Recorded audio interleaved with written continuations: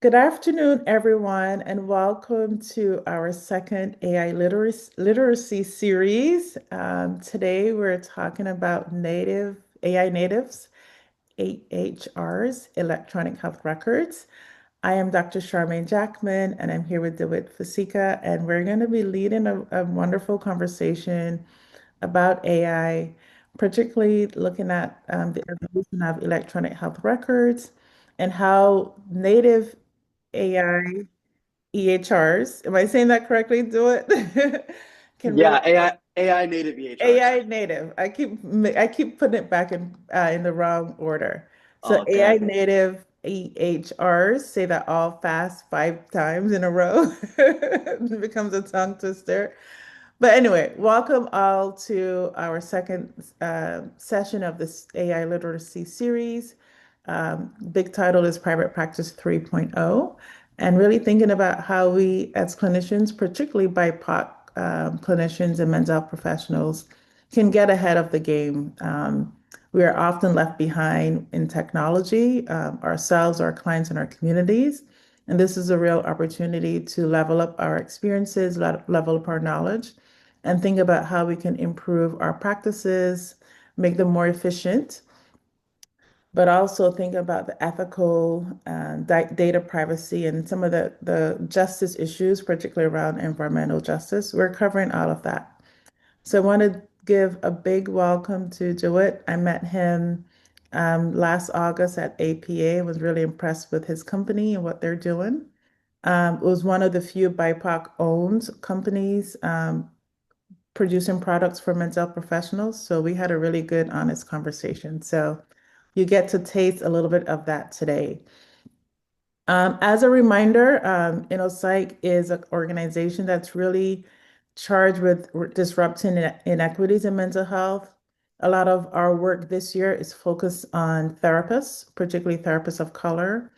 In entrepreneurship, if you're looking to shift from academia to private practice, if you're looking to do any pivots, if you're looking to improve the operational functioning of your business, that's what we're here for. And so we're sharing, with you some of the AI advances that I'm learning as I build this plane as well.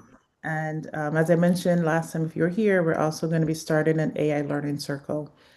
For to start, just if you can share your name and where you're zooming in from, and then I'll turn it over to Doet.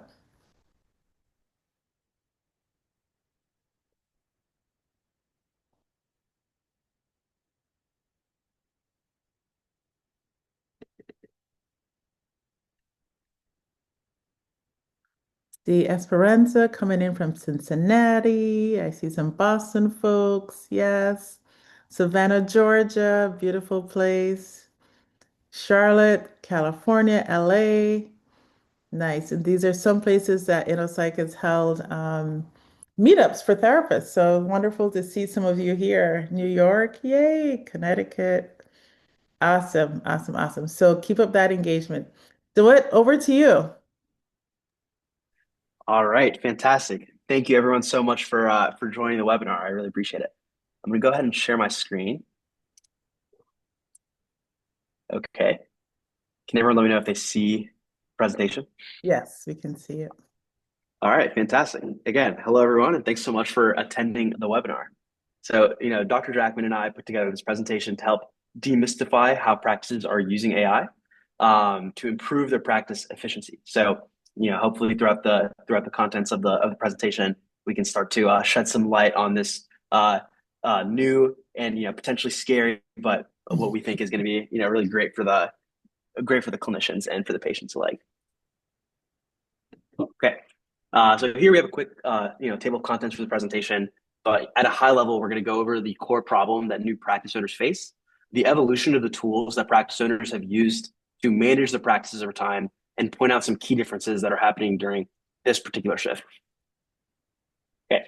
So let's meet our hosts. I know we briefly introduced ourselves, but just to give you a bit more context on me, right? You might be wondering, who is this guy telling me about AI and how it's going to impact, psychotherapy. So for context, I am one of the co-founders of Oasys. We are an AI native EHR specifically built for private practices in behavioral health. So, counselors, psychotherapists, psychiatrists. Me and my two co-founders all have parents that come from the world of behavioral health. Clinical psychologists and therapists. So we all grew up very close to the space, and kind of saw firsthand the challenges that behavioral health professionals face when it comes to both seeing clients and patients, but also outside of sessions, how much kind of operational drag there is. And we thought there's likely a good opportunity for some innovation in terms of getting some of this more and minute work off of clinicians' plates. So that's why we came together to build Oasys.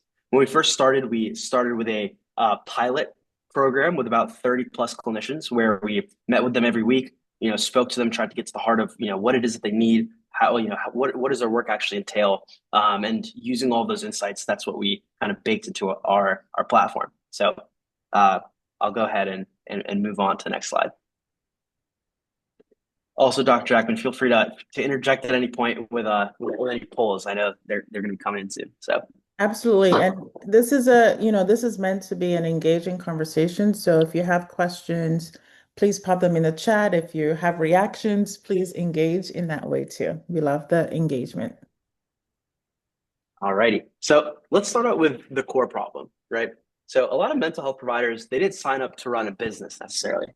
So from the hundreds of clinicians that we've all spoken to in the past year or so, one common thread that I hear over and over at on platform demos and at conferences is they didn't teach us how to run a practice in school, right? We were taught the DSM-5, which interventions to use and when, the different therapy modalities, but no one ever went over how do I establish my business? What does the credentialing process look like? What are the insurance and documentation compliance kind of standards? How do I market my practice and grow my caseload?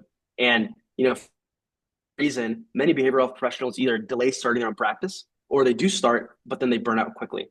And what we found is, there's certainly this concept of empathy fatigue. If you have 50 patients that you're seeing every single week at a certain point, that's going to definitely kind of weigh you down. But also, kind of the primary source of burnout isn't actually clinical, but rather operational, right?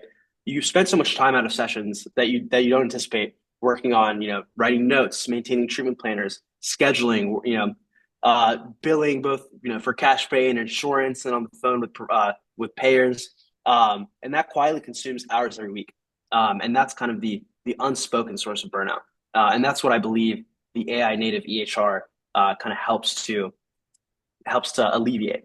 So I looks just like we launched have the a poll. all right.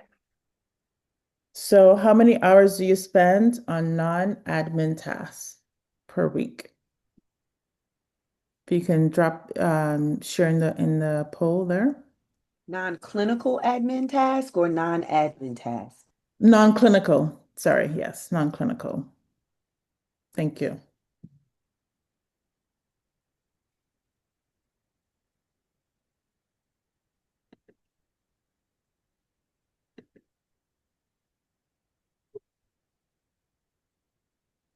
All right. Yeah, so it looks like there's quite a variety, but there are a few Mm. people spending over 15 hours a week on non-clinical admin work, and this is unfortunate just because that's time that takes you away from seeing other clients or just your personal life, but also because clinicians get paid for sessions that they do with patients. They're not necessarily paid for hours that they're spending outside of sessions. So this is generally work that we'd like to condense as much as possible if we can, right? And that's what I think what we can help with AI native EHRs. So I'll move on to the next slide. So from a survey that we kind of conducted, this is where we've pinpointed where time is going outside of sessions. So there's around 5 to 8 hours a week, depending on the clinician and the size of the caseload. But this is the amount of time that people are spending on writing up progress notes after sessions, updating treatment plans, referring to treatment plans to kind of see where the client is in their therapeutic journey, and that burns quite a bit of time. There's around 2 to 3 hours a week managing your calendar bookings. So this is people requesting reschedules, trying to slot it into time that you're available, including all the stuff that's going on with your personal life, trying to figure out when to fit people in. There's 3 to 5 hours a week spent on questionnaires. So this is anything from quality measures, sending out intakes, credit card authorization forms, kind of just documentation like that. And then we have 3 to 5 hours a week spent on billing. So this is either sending out invoices, checking to see if if your client's insurance cards have if their plans have expired and you got to go request new ones. And this adds up over time, and can really start to kind of weigh down on the operations of the practice. Okay, so on this slide, we're going to talk about the evolution of practice management. So all these kind of non-clinical admin tasks that we've been talking about, I'm going to bucket into this idea of practice management. So this is outside of session. How do we keep this business up and running and up to code, right? So over the years, we can kind of see we kind of segmented down into three distinct eras, right? So up until maybe the mid to late 2000s, lots of practices and solo providers were operating primarily on paper and pencil. Okay, in 2009, due to the High Tech Act, we saw a lot of behavioral health practices and organizations start switching to EHRs because they were heavily incentivized to do so for a number of reasons on why that might be better as a standard practice. And then with the advent of AI in the past couple of years, we've started to see a couple AI native EHRs spring up. And many clinicians believe, and I also definitely support this belief that this is kind of the direction that the field is heading, both more generally the medical field, but also the behavioral health field, which is using AI native EHRs. And you might be wondering, what is an AI native EHR? So when I say AI native, what I mean is a platform that's built from the ground up for AI to handle workflows. So this is not your Epic or your Simple Practice with a couple AI add-ons, but rather a platform that was built intentionally for AI to help the clinician to the highest degree possible. And I'll explain kind of the things that I believe AI native EHR should cover and should not cover. So hold tight. And can I Okay. just add before, well, okay, I see you're going to do it now, so go ahead. Okay, great. Yeah, so let's just real quick kind of go over the three different distinct eras that we outlined before, and see what things people were doing, how things changed, and how that kind of affected the lives of clinicians, right? So in the first, the paper and pencil era, clinicians had or practices had, they had full control. Everything was kind of right there, right in front of them. You always knew exactly what was going on, but not very efficient, right? You had a lot of handwritten notes, stored in filing cabinets, and if if an insurance company came and audited you, you'd have to go through and rummage through thousands of files. Dr. Jackman, feel free to chime in on what your experience during this might have been like. Oh my God. Well, first, when the transition happened, I was like very skeptical. And I had a part-time practice at the time. So I should have brought it up. I had this little box that I would carry between sessions. I would have it in my car. I think there were times where people got robbed and people would break in and steal their stuff and their notes would be gone. But I was really like, I held on for a long time to my paper notes, even though like I hated, having to write notes all the time. So I'm sure many of you who were during that era, if you were, that transition, it was definitely scary. And again, because of the ethical, all the stuff, like we just felt this digital world was so new. And to give everything to that world was definitely felt like you were losing control. Totally. Thanks for sharing. Yeah, I imagine that's probably extremely stressful to kind of carry around everything that was very important with you. So I mean, yeah, I mean, it's just right, it's a lot of manual work. It's a lot of kind of physical things that you have to keep mind of. You might have been stressed out about the location of certain things, and you might not haven't been able to find things.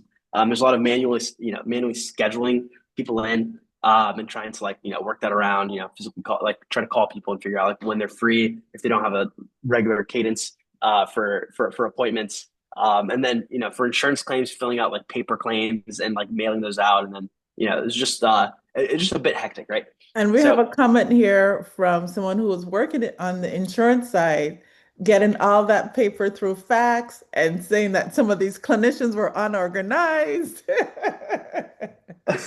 So lots of, yeah, probably lots of not good practices back then, for sure. yeah, yeah, totally, totally. So, now let's move over to the era of the traditional EHR, right? So this digital transition kind of meant better storage, right? So you didn't have to worry about someone taking your box of notes out of your car. It was stored on computers or in the cloud. So that might have helped a little bit with the stress, but the workloads were largely the same, right? So instead of having to write notes on paper, you were typing them out on your keyboard. And then the calendars, you might have used something like an Outlook calendar or Google Calendar to manage this. And then you were able to start sending claims electronically instead of having to fill out the CMS 1500 on paper and mailing it. But while these workflows might have looked a little bit different, the nature of them still remained quite manual, right? It didn't actually take anything off of your plate. It just changed the location of where the work was done. Okay. And that's kind of the key point that I'm trying to make on this slide. Just because the transition from paper to digital happened didn't necessarily mean that it was more efficient, right? You still see a lot of burnout from the use of, digital EHRs. People, maybe it's a very clunky system and you don't know where things are. Or it takes you a long time to ramp up and figure out how to use it properly. A lot of, documentation that involves a lot of clicking. If you're doing a mental status exam, or a risk report and you're checking a bunch of check boxes, like it still takes a lot of time. It's still a lot of effort to kind of use these platforms, right? Also, you have very disconnected tools. So you might be using one platform for billing, but another one for logging when the sessions happen. So then you now need to flip between tabs and see, and copy paste the name and the insurance information and the time and date and the notes into, from one platform into another. And that kind of these kind of disjoint systems by themselves also create a lot of overhead. It might not feel like a lot, but the couple seconds to switch over, hundreds of times a week definitely adds up. Additionally, there's a lot of limited visibility into the health of the practice. So there's you might feel like things are going well, but you don't really notice when some of the clients don't show up 3 sessions in a row, and that likely means that they need to be re-engaged or something needs to happen. But it all kind of just lives on your computer and requires someone to manually figure that out, right? So main point here is just because we switched to digital doesn't mean people's lives necessarily got that much better. Okay. And now I believe we are moving into the era of the AI native EHR. Okay. So this next leap is something that we like to call, AI as the operating layer. So now clinicians' primary jobs are seeing patients, connecting with them, figuring out what they need to do in terms of interventions to kind of improve their outcomes. But the operations can now start to be offloaded to AI. So what this looks like is AI handling work with the clinician. So, a co-pilot that reduces a lot of your cognitive loads. So this is, no longer having to write notes and having the AI figure out the scheduling for you and automated billing, but we'll go into each of these kind of pillars more specifically. So what we think this kind of era shift is going to do is it's going to change the kind of the landscape of practice management from, managing a bunch of different tasks and doing them on your computer to kind of your practice going on autopilot. That's kind of the phrase I would like to use, putting your practice on autopilot. So this will mean less time documenting, notes and treatment plans and quality measures, less time scheduling and chasing payments, and more time either seeing more patients or time, life outside, for your life outside of work. And the third thing that's kind of important here is that this also gives you added confidence that nothing's falling through the cracks, to know that you have, your trusty AI co-pilot kind of overseeing things and making sure that everything's going right, but while also keeping you in the loop and you in the lead with kind of at a high level what's going on across your practice. Okay. So I here's a want checklist of things on what you should. I was just Go ahead. wondering, Sorry. want to make sure people get that. Like when they hear autopilot, like what does that mean for you? What are you thinking? What is coming up for you? If you can want to just drop that in the chat, because I want to make sure people really understand these concepts. Because I think just for myself, like people say words that I know, but when they're put together in this context, it's like I'm not really sure I understand it. So if you have any questions, if it makes sense, say yes or give a thumbs up. If there's anything you want us to clarify again, please let us know. Set it and forget it. Love that. Yes. Great. And I know you're, Akilana, you're very kind of forward with this stuff. So with AI in your practice. So that's great to hear. Anyone else? Good. All right. Please, I know I want to make sure we're going at a pace that makes sense. So this is a space that's non-judgmental. We want you to ask any and all questions that you have. You don't understand it, please jump in, ask a question, raise your hand, okay?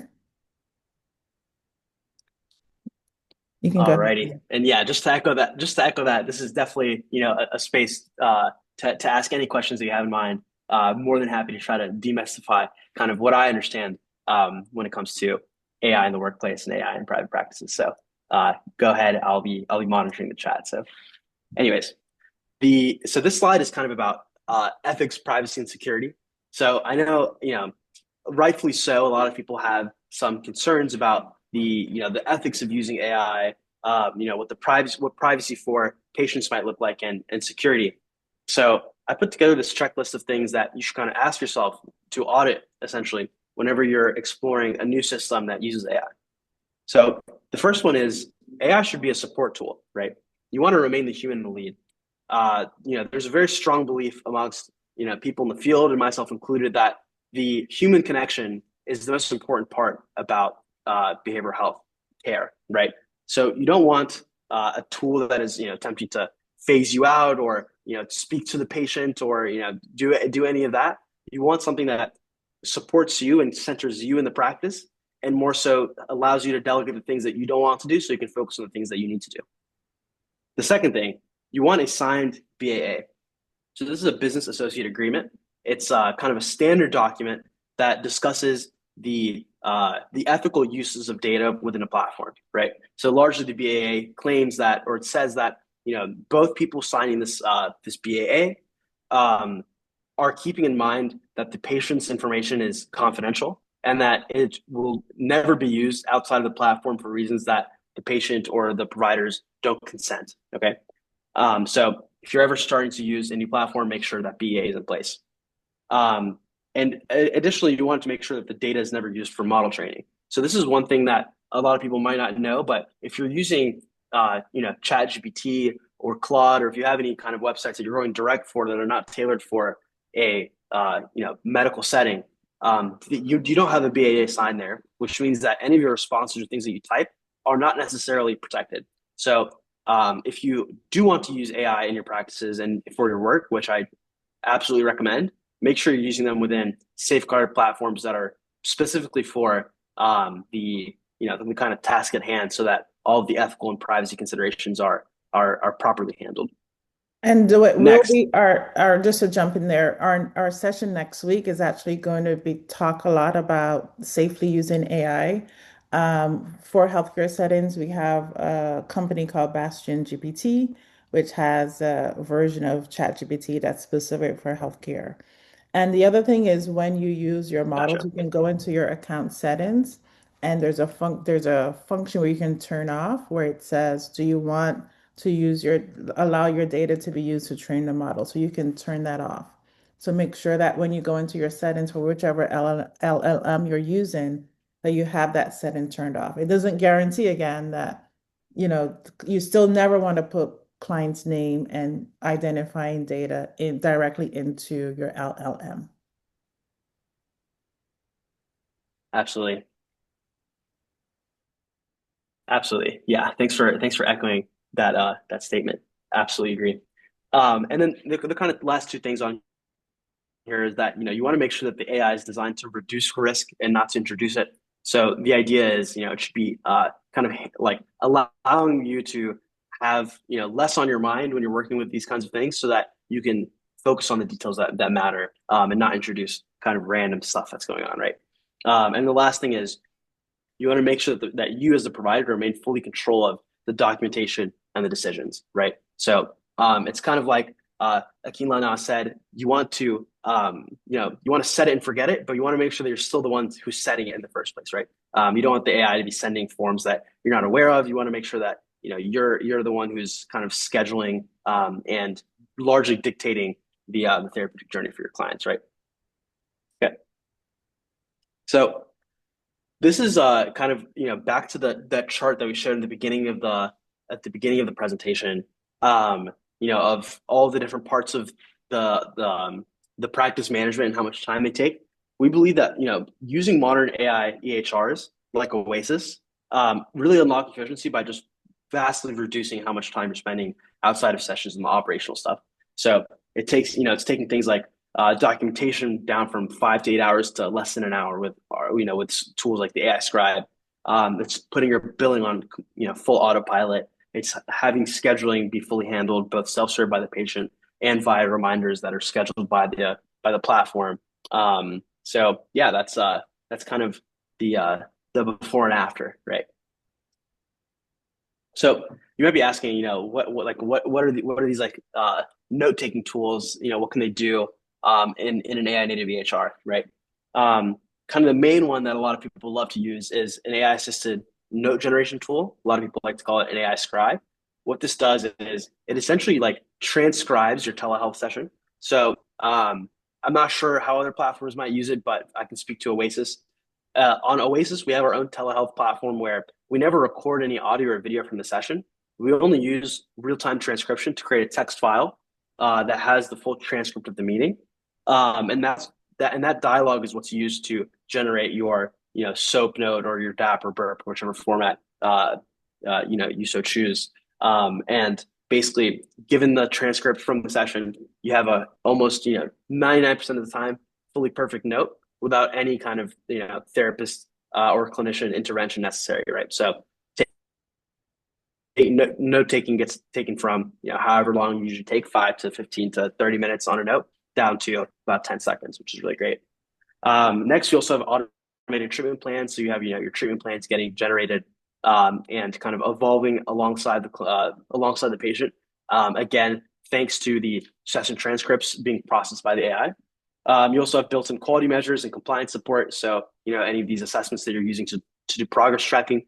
You also have the AI knowing when to send them, how to kind of interpret the information that's being filled out by the patient, and relating that data from the quality measures to the transcript. So you really have this tool kind of helping you tie all the pieces together. And then lastly, just consistent documentation across providers. So for large providers or in large practices, a lot of times you want to say, okay, I want pretty standard documentation. Everyone does their notes a little bit differently, and every client is a little different too. But when you have kind of this AI assisted note generation that's taking place, we can kind of standardize how these notes look, which just really helps down the line for compliance and dealing with insurance, right? So that's the documentation pillar.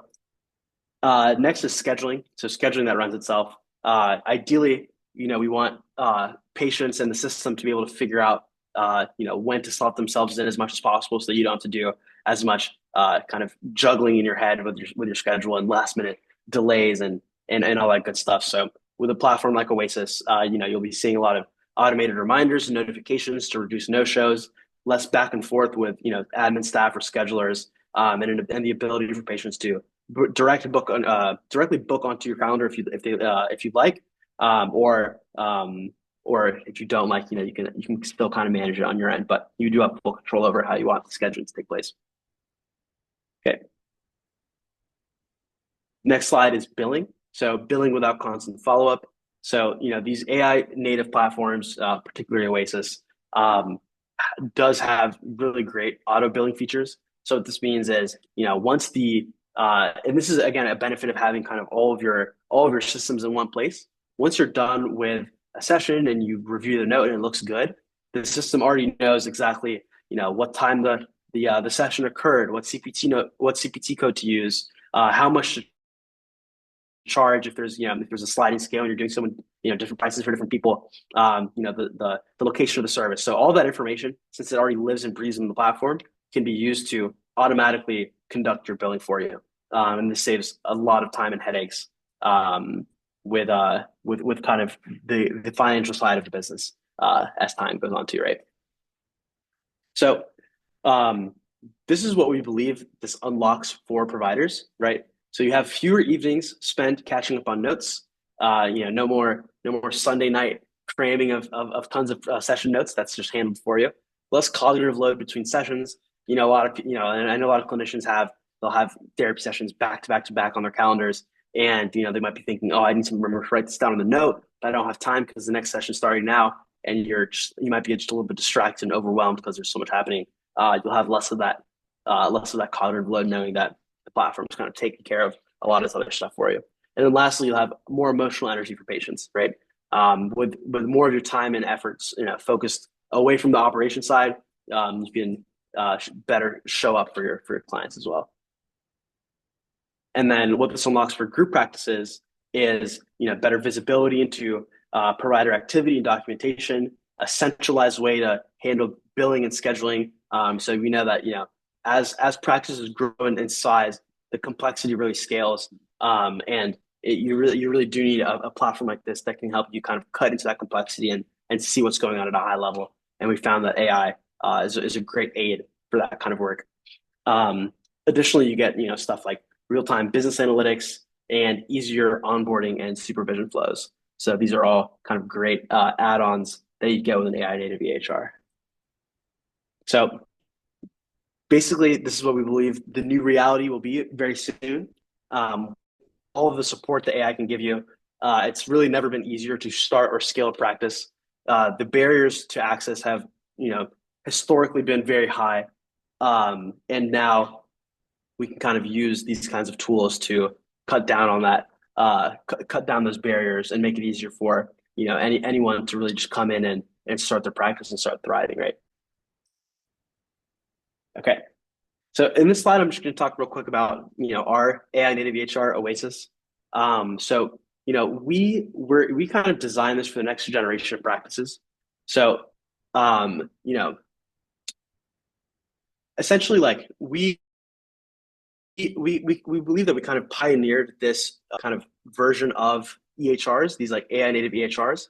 We thought very intentionally about kind of how to use the context from different places to really streamline operations as much as possible, and just generally have a very bright and hardworking team that cares a lot about our customers. So if you're interested about trying out one of these AI native EHRs, I strongly suggest reaching out to me or some of my other team members and booking a demo. I'm more than happy to kind of share my screen, show you what the inside of the platform looks like, how you could use it, and then set you guys up with free access for some period of time so you can check it out and see kind of how it compares to your current operations as well.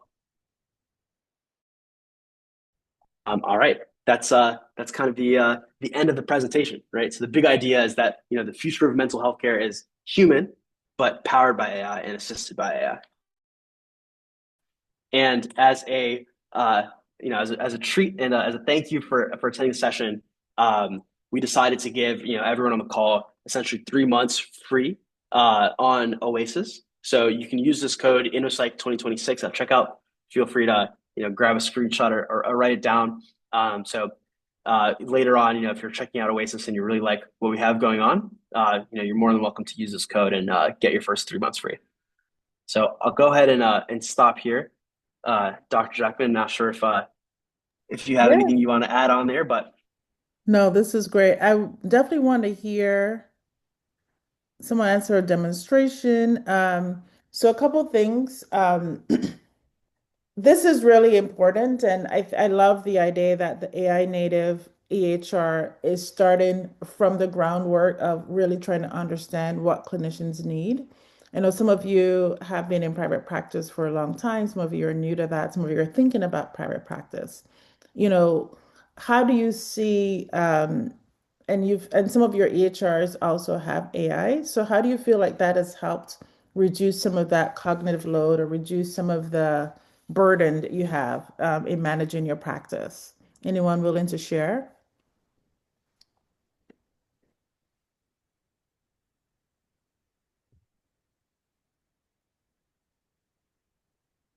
I will say I haven't used AI on like the practice side of things, I'm still a bit paranoid, so maybe we could talk about that. Mm, mhm. But I have used it more for like my meetings and like the notes and summary of things, and that has been helpful because I'm an avid note taker and I still take my own notes, but to be able to like just have something I can send within like a few minutes after a meeting versus like, the minutes or hours it would take me to like type something up from my notes because I still prefer like the paper and pen Mm. is has been really helpful. But can we talk a little, I don't know, any suggestions? Because I'm very fearful even in taking out of the identifiers of like where is this going? Who has access to this? You the I mean, even thinking about was that a couple years ago, the insurance with the United Healthcare breakdown, the system getting hacked into, that was like nightmarish. So I'm like paranoid. So I don't know, thoughts, suggestions. I think that's real, and do I'd love to hear you respond to that. And again, next week we'll also be talking about safety around data and protecting data. But there are other people in the chat joining in and concerned about where is the data going. So can you definitely do it, particularly for your platform, but also in general, like where does that data go when someone puts a note in their platform, or they have the EHR that is taking notes. Where does that data all go? Yeah, yeah, absolutely. I think those are fantastic questions. And I think this is also kind of key with kind of the distinction that I was making earlier about, using platforms like ChatGPT directly versus using them within kind of the guarded wall of a behavioral health platform that uses AI. So for us, what we have done is we work very closely with all of our AI vendors, and have negotiated individual contracts with them, that kind of go beyond the BAA. That essentially says, all of the information that we're sending you is, PHI. This is, potentially identifiable patient data, and it needs to be stored and treated separately than, what someone on ChatGPT might go in and type, right? And additionally, we also work with a third-party HIPAA compliance vendor called Dell, and they work very deeply with us to ensure that all of our databases, all of our workflows, all of the ways that we transport our data to the AI kind of vendors to process the information are routinely checked every single day to make sure that there's never going to be any leaks. We pay for kind of additional bank grade security on all of our databases, and generally, I would just say make sure that you're working with an organization that uh, prioritizes and really cares about the data privacy and security.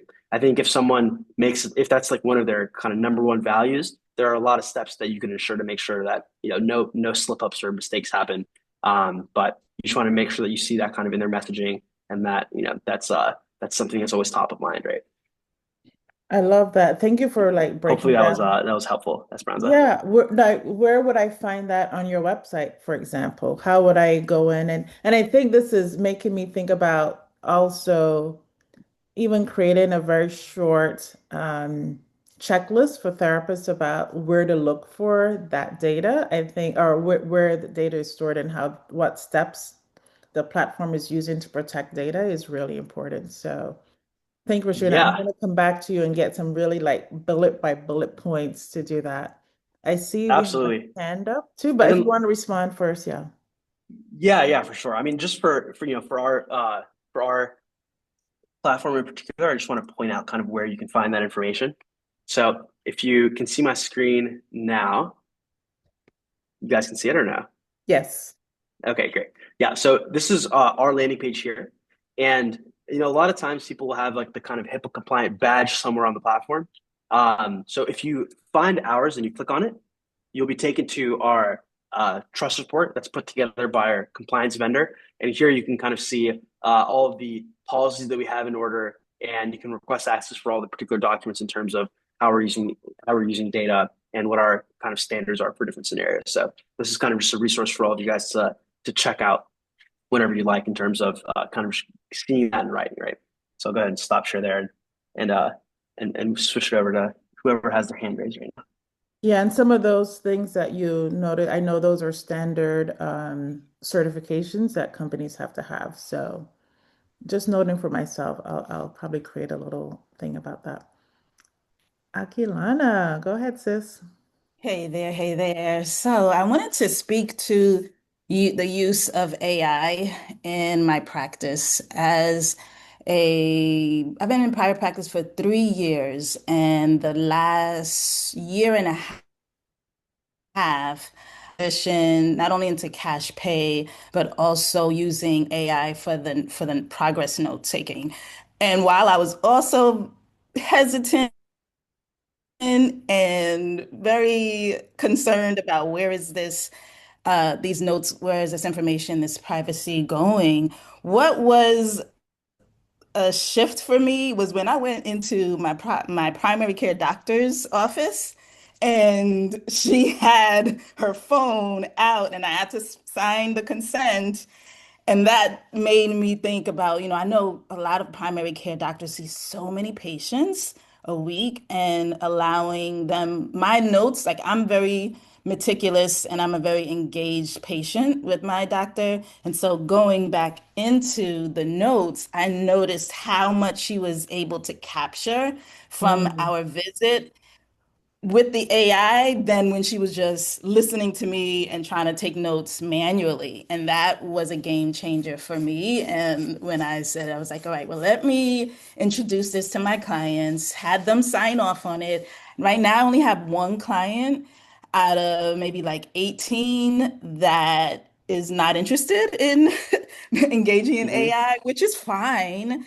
But for the clients that are engaging and they don't mind and they're in agreement, it's very helpful for me, number one, as an expressive arts therapist, because a lot of my work is very demonstrative. I'm not at my desk, I'm moving, we're drawing, we're singing, we're moving. And then EMDR is also very active. So being able to just press go on the transcriber and to be more engaging with my clients has saved me so much time. And time to me equates to freedom. And I'm all about the freedom journey in my life, yeah, and it also translates to freedom in my practice. I'm yeah. very curious. So, Dawit, I'll be contacting you around like the billing piece, Okay. because as a cash pay provider, I'm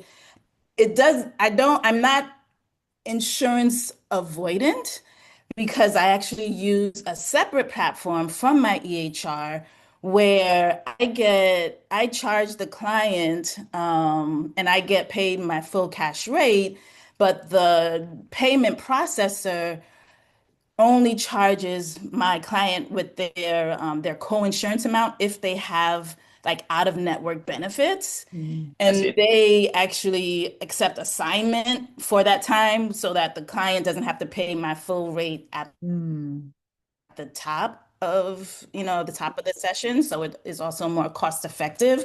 So I'm wondering if there's a way to integrate a platform like that, or if your platform takes into consideration insurance assignment or reimbursement assignment, so that I could also still every week get my full rate because Yeah, I need my full yeah, rate. totally, totally. Yes, yes. So, Let's definitely, let's definitely sync up real, after this yeah, call and we'll discuss talk more. more about it. yeah, We do have pretty robust Yeah, kind of billing considerations for out of network patients and out of network benefits. And we can talk more about kind of what this integration with, with this service that you mentioned is. I'd be very interested to learn more. Thanks a lot. yeah. And I just want to say to those who are hesitant and skeptical, it's like a muscle, right? The more mm, you use it, the easier it gets and the less painful it is. yeah, So right. And embrace it. Definitely get your clients' consent, yeah. Yeah, And I but think it's too, worth it's it. the knowing, right? And that's why I'm kind of talking about the AI literacy. The more that we know and understand, then there's the fear is removed. If we don't know, we stay unknown, we stay out of the know, then that fear continues to feed itself. I love Right. that Siobhan also acknowledged the amount of time that they're able to save in writing notes, going from 20 minutes per note to 7 minutes, right? Huge time savings. And hopefully, with that 15 minutes, you're like taking a power nap, you're having lunch away from your computer, like you're doing something that's restorative for you. Amy, I see you have your Definitely. hand. Yeah, thanks. Great to see you, Charmaine, again. It's been many years. So Good to exciting that see you're you. doing all this and educating us Thank and helping us you. get up to the updated here. So I was wondering, yeah, I put it in the chat, but I was wondering Mhm. where does that data go? And I'm pretty paranoid about that. And then, in terms of ethics, but then two is that like I had a recent medical visit and my primary care provider did the same thing too, is she's just and she asked me, got my consent. Um, but she basically did it on her phone. It was just really seamless. And so I was also wondering Yeah. if that's available too, in addition to, say, using the computer. Yeah, absolutely. Thanks for the question, Amy, and happy to provide more context. So, for the first part of your question about where the data goes, after the note is generated, I'll say this. So, like I mentioned earlier about how the note-taking process works, right? We will get a transcription and get a transcript of all the dialogue that occurred during the session, and that is what's used to generate the AI note, right? And the AI note is generated immediately after the call is done. So after the call is done, the note is generated using the transcript, and now generally what we'll have is clinicians will have to review the note and sign it before it's fully like considered ready on the platform to be staged for billing. Just because it's very important that clinicians go back over and review and ensure everything is kind of correct. Before they've gone ahead and signed and locked the note, they have access to that transcript so they can go back through and review and see, okay, what happened during the session.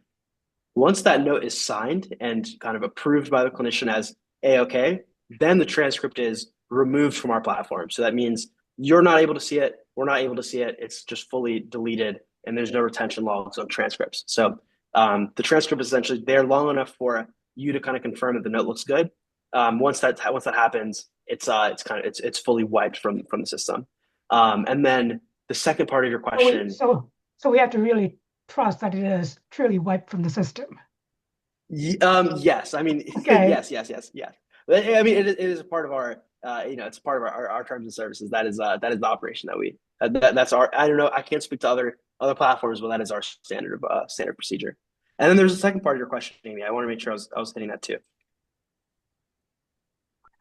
Oh yeah. So, um, in addition to, like, say, a laptop or a desktop that we might use Yes. this, can we use, like, say, our phone, which is what my primary care provider did because it Yes. seemed like less, intrusive.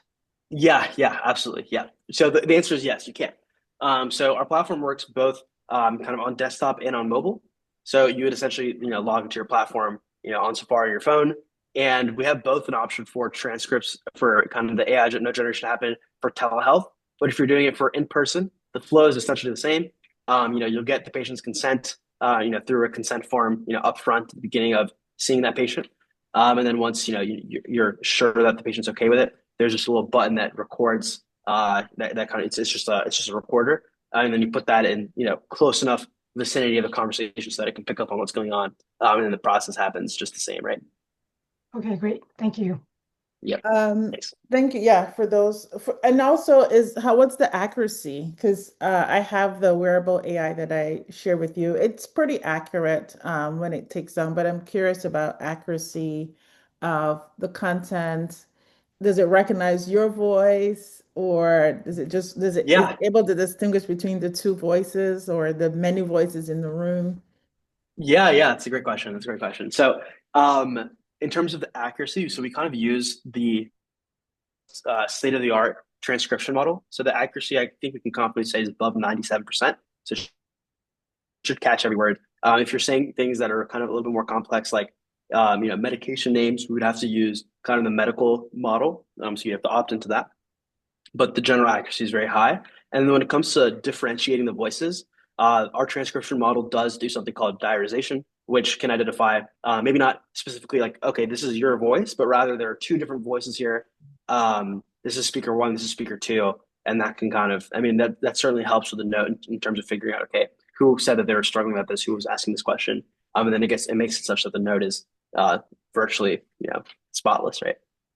Because I was thinking about like if you're doing a couples therapy session or a family session, how is it recognized in different notes? I see Right. Keisha. Come on, Keisha, come on up. Hello. Thank you for this information. I'm the person who's the entrepreneur who happens to be a psychologist. Okay. So Nice to meet you. my questions come from more of an operational standpoint than a clinical standpoint. With regard to the billing aspect, I know you said it does all those things. Do you still need to have, like, we have a person who does our billing now, right? Uh-huh. How much time or, what level of billing support would still be needed to do, because, the whole idea of having a person that still is managing it per se, would you still need a person to still manage that aspect of it? And if so, then why Right. switch over, that kind of thing? Yeah, that's a fantastic question. And the answer to that I'll say is there's kind of two main ways that people will handle billing on Oasys, right? So we have a fully managed kind of revenue cycle management product that we use where we have our own billing team plus a lot of AI agents that will go ahead and figure out kind of the whole revenue cycle for you, both, all the way from checking eligibility to submitting the claim to following up on denials. That is at a 5% take rate. So we charge 5% of every kind of invoice in order to fully manage that. And we have a 98% clean claim rate. And we hunt down all denials, right? And then on the other end, the second one is the self-serve. So that is kind of the more traditional. If you have billing staff and you wanted to have them go in and still check the eligibility and do the prior auths and submit the claims by hand, you have the option. So it's really up to you in terms of whether or not you want to keep your billing staff or you want to have the platform handle it. And ultimately, it's kind of you'll have to do the calculations in terms of what will save you more money. But a lot of people do like to opt into RCM just because it's it saves some peace of mind, right? So, hopefully that answers your question. It then left me with thinking, well, what is AI doing? So basically what I just heard you say is that you all use AI for billing by using your agents to support the work that you all do for billing, which would be similar to the work that my billing person is doing. You just have AI agents to support your team in doing it. It's not that. That's correct. Got it. Okay. That's clear. Okay. Yep, that's correct. Yeah. And the things that the agents would be doing are, it's things like you checking the eligibility, seeing what the kind of okay. that kind of stuff. Got that part. That's correct. Sometimes question, the advantage. Hold on, Keisha. I was going to say sometimes the advantage of having the agent do it is then they can manage larger amounts of data, and the accuracy is usually better, right, than the human eye per se. I know we have two other hands up. Do you mind if we circle back to you just so we can get those other questions okay. Okay. I definitely want to answer the question because it's really important to the decision, but yes. Can you put it in the chat in the meantime? Fern, can you go ahead? Yeah, so I am getting ready to start or venture into a private practice. So, but I'm not, I know, right?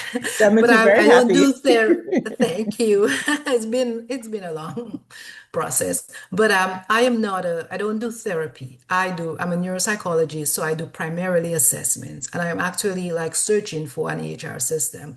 So I want to know whether or not your EHR is, whether or not that is for clinical testing psychologists or neuropsychologists. Can it be adapted to serve our needs?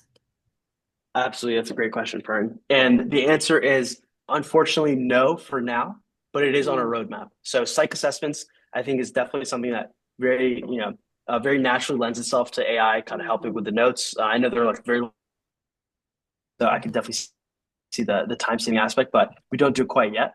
If you do want to reach out, though, I'll be more than happy to give you an update once our platform supports psych assessments. Okay, thank and you. Fern, like, what are you thinking in terms of helping to write the assessment?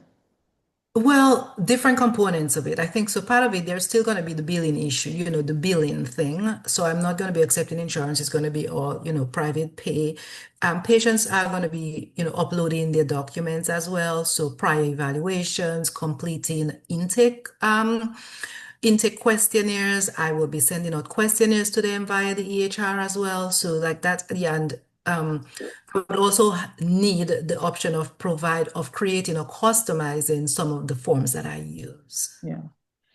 So that's part of it. And obviously, I mean, it seems like, I don't know if your program allows that, but it seems like, the transcription would be very helpful for the intake evaluation, but then I would need some prompting, right? Some AI prompts in order to organize it in a way that's consistent with my report style. Yeah. Yeah. Right. I'm sure the billing stuff could work out for that. And, but definitely I think it would be worth a call with Dewitt because I'm sure there are pieces that you can manage with that. And then the company we're having next week, they're going to talk about how you can use their platform with report writing. So So definitely I tune use I in. use them for some stuff, Oh, you Charmaine. do? Oh, good. But Awesome. actually, I use them, and I also use another report writing company as well for reports. Cool. All right. Hazel, I think that's the correct pronunciation. If it's not, please correct Yeah, me. yeah, it is. It is, Dr. Okay. Charmaine. It's that extra L. The extra L be throwing people off, but it's Hazel. You Well, got I have a it. friend who's Hazel, so I also, mindful of that. Really? Yeah. Oh, I've never met a Hazel. Usually I joke around and say that's my name, but you got it right. It's Hazel. So the question that I have, and I put it in the chat as well, but something that I'm thinking about is right now I kind of took a pause on private practice. But when I get back into it, I do plan on offering services in English and Spanish. And I think one of the things I'm really thinking about is like, does AI, obviously we're in the US, so everything's going to be English based, that's something that I always kind of keep in mind. But I'm wondering if, in terms of like scheduling, in terms of like if somebody needed progress notes translated, is that something that is actually possible with the AI, or like, is that something that your company has thought about? Yeah, absolutely. So, when it comes to kind of sending communications and notifications to other patients, you can choose Spanish. And then Oh, for the cool. transcription, so if you're doing sessions that are, fully in a different language, our transcription model does support up to 30 different languages. Hmm. So it's one of the things that AI is great at actually is translation. So, Yeah. so you could have sessions fully in Spanish and still have those notes generated. Yes. Oh, wow. That's cool. And are the notes generated in Spanish as You could well? choose for them to be generated in Spanish, if you'd like. But I think ideally, I think a lot of times with people who are doing it in Spanish, they'll write the notes in English just from our customer for our Got customers, you. and then they can send a Yes. translated version to to whoever might need it. But right now, it's yeah, Oh, yeah, cool. Oh, that's really cool. I was not expecting that answer. That's exciting. yeah, All yeah, right, absolutely, thanks so much for answering that. Thank you. absolutely. It was nice to meet you, Hazel. Same. And I forgot to rate the session, and now oh, here we go. Hopefully this, okay, perfect. How would you rate the session? It's 1 o'clock. This was so great. Love the engagement, love all the questions. Next week, I just put the link in for next week's session. If you go into the Zoom, there's a drop-down menu for the date, so just make sure you have the next date. And then the January 30th session is in collaboration with Chicago Mind. So there's a different registration process. That is going to be a very hands-on session and really helping people think about things that they can really input into their creating your sustainable practice. So I'm going to have a lot of templates, prompt library for you, just ways that you can make your practice more sustainable. So if you have to run, it was great having you and seeing you. Thanks for your questions. Um, do you have a minute or so to respond to Keisha's question? I do. Yeah, Okay. I do have a meeting now, but I'll respond to Keisha's message real quick before I go since I saw it in the chat. So Keisha, the explanation that I would say as to like why you might want to prefer going with an AI native EHR rather than a traditional one that has a couple of these tools added on top is that you'll see that over time, I think there's going to be a lot of new cool AI tools And the faster and the AI native platforms will be able to kind of release those much quicker than ones that are built on top of legacy code. So I think it's like more so the rate of improvement that you'll see with these systems. You'll see a higher one with AI native. Additionally, we do a lot of cool stuff when it comes to data, like data integrations. So a lot of times, some clinicians might be interested in physiological data or lab tests or blood tests. And our platform does a great job of ingesting kind of new modalities of information and correlating them with session transcripts and session notes and allowing you to kind of chat with them, right?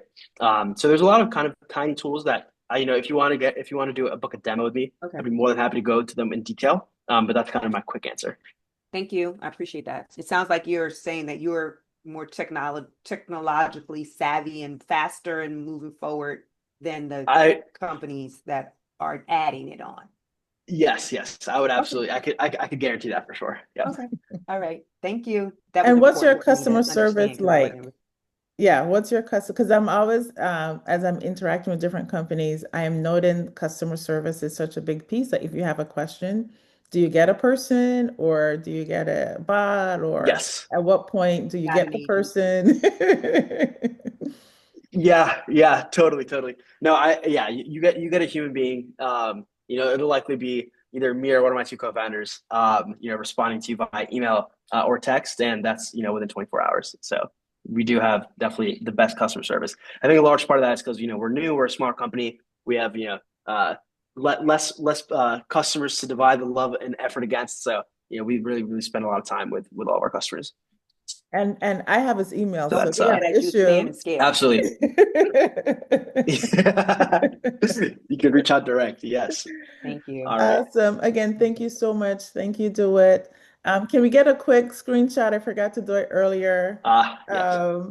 If you don't mind, let's smile, get some smiles. Do it.